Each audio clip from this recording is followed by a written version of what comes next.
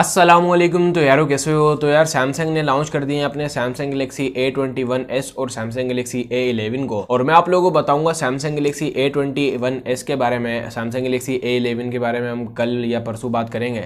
अभी के लिए मैं आप लोगों को सैमसंग गैलेक्सी A21s की प्राइस बताऊंगा और स्पेसिफिकेशन बताऊंगा, और क्या आप लोगों को सैमसंग गैलेक्सी A21s को बाय करना चाहिए या नहीं करना चाहिए मैं आप लोगों को ये भी बताने वाला हूँ। तो अगर आप लोग जानना चाहते हैं तो वीडियो को अंत तक जरूर देखना यार। तो स्टार्ट करते हैं। अब अगर हम लोग बात करें सैमसंग गैलेक्सी A21s के बारे में, तो यार शुरुआत करते हैं इसकी प्राइस से। अब यार सैमसंग ने इसमें हमें एक ही वेरिएंट प्रोवाइड किया है 4GB रैम 64GB स्टोरेज, जिसकी प्राइस हमें देखने को मिलती है 33,500 रुपए। अब इस प्राइस टैग में सैमसंग हमें क्या स्पेसिफिकेशन प्रोवाइड कर रहा है मैं आप लोगों को ये भी बताता हूँ। तो यार शुरुआत करते हैं इसके डिजाइन से। अब यार अगर हम लोग इसको डिजाइन वाइज देखें ना, तो यार सैमसंग गैलेक्सी A31 में भी हमें ऐसा ही डिजाइन देखने को मिला था, तो इस स्मार्टफोन में भी हमें ऐसा ही डिजाइन देखने को मिलता है। और ये वैसे हमें प्लास्टिक बैग इसमें प्रोवाइड की गई है, और आप लोगों को इसमें 3 कलर्स देखने को मिलते हैं। एक हमें ब्लू कलर देखने को मिलता है, एक हमें व्हाइट कलर देखने को मिलता है, और एक हमें ब्लैक कलर देखने को मिलता है। और कौन सा कलर आप लोगों को ज्यादा पसंद आया आप लोग मुझे कमेंट में जरूर बताना। और इसी के साथ अगर हम लोग इसकी डिस्प्ले के बारे में बात करें ना, तो यार इसमें हमें 6.5 इंच की HD+ डिस्प्ले देखने को मिलती है, जो कि PLS TFT डिस्प्ले है,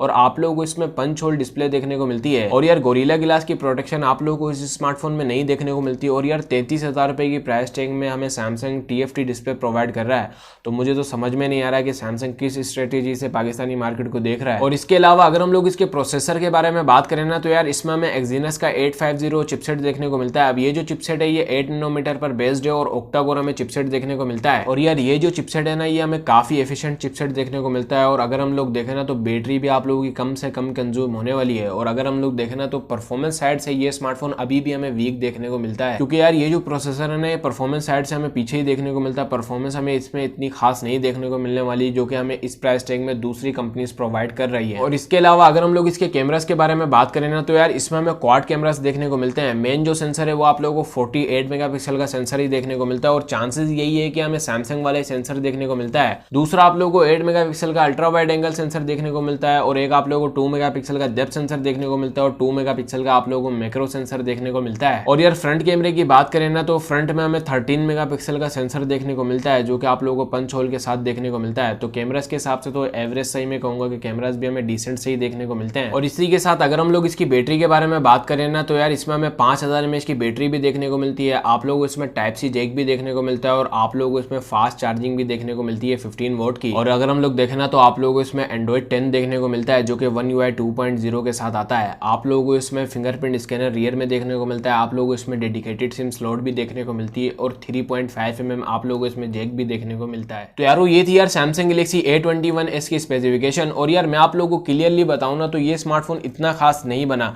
क्योंकि ये जो स्मार्टफोन है ना ऑफलाइन मार्केट को टारगेट करने के लिए बनाया गया है। और सैमसंग जो है ना ऑफलाइन मार्केट में काफी नाम बना भी रहा है। और भाई सैमसंग को मतलब भाई जितना भी मना करो फिर भी लोग खरीदते ही हैं। तो यार भाई जिनको सैमसंग लेना है ना, तो भाई वो सैमसंग ही लेंगे, उनको जितना भी समझाओ। और सैमसंग का फायदा ये है कि आफ्टर सेल सर्विस अच्छी देखने को मिलती है अगर हम लोग दूसरे ब्रांड से कंपेयर करें। लेकिन मैं आप लोगों को बताऊं ना, अगर आप लोग एक लॉन्ग टर्म यूज के लिए कोई स्मार्टफोन लेना चाहते हो, तो मैं आप लोगों को फुली रिकमेंड करूंगा कि या तो आप रेडमी की तरफ जाओ, या आप रियलमी की तरफ जाओ, या टेक्नो या इन्फिनिक्स की तरफ जाओ, क्योंकि वो जो स्मार्टफोन ब्रांड है ना वो काफी जबरदस्त काम कर रहे हैं मिड रेंज में भी। और फ्लैगशिप में सैमसंग अच्छा जा रहा है, भाई मिड रेंज में इतना अच्छा काम नहीं कर रहा सैमसंग। और यार स्पेसिफिकेशन आप लोगों ने भी देखी, और आप लोग भी अब फैसला कर सकते हो कि क्या आप लोगों को सैमसंग गैलेक्सी A21s को बाय करना चाहिए या नहीं करना चाहिए। तो यार मुझे लगता है यार आपको आज वीडियो पसंद आई। पसंद है तो लाइक करना यार, चैनल को जरूर सब्सक्राइब करना। और सैमसंग गैलेक्सी A21s आप लोगों को कैसा लगा आप लोग मुझे कमेंट में जरूर बताना। मैं तो आप लोगों को रिकमेंड नहीं करने वाला कि आप लोग इस स्मार्टफोन को बाय करो। और यार आप लोग भी अपनी राय कमेंट में जरूर देना यार। और मैं आप लोगों से मिलूंगा नेक्स्ट वीडियो में। फी अमानिल्लाह। और इंशाल्लाह आप लोगों को अब डेली वीडियोस देखने को मिलेगी। और मेरी हालत देख रहे हो, मतलब फुल पसीने में हुआ हूं, तो प्लीज यार वीडियो को लाइक जरूर करना। मैं आप लोगों से मिलूंगा नेक्स्ट वीडियो में। फी अमानिल्लाह। पाकिस्तान जिंदाबाद।